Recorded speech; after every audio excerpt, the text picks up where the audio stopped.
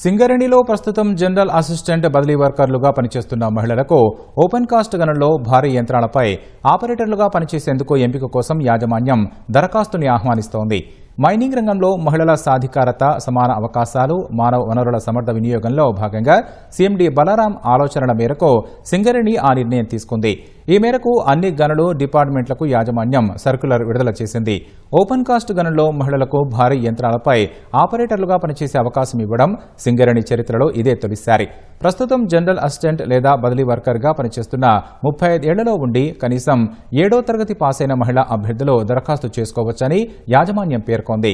దరఖాస్తు చేసే మహిళలు శారీరక సామర్థ్యం కలిగి ఉండటం సహా కనీసం ద్విచక్ర లేదా 4 చక్రాల వాహన డ్రైవింగ్ లైసెన్స్ కలిగి ఉండాలని పేర్కొంది.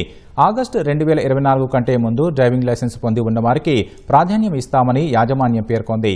ఆసక్తి గల మహిళా అభ్యర్థులు దరఖాస్తు చేసుకోవాలని సింగరేణి యాజమాన్యం సూచించింది.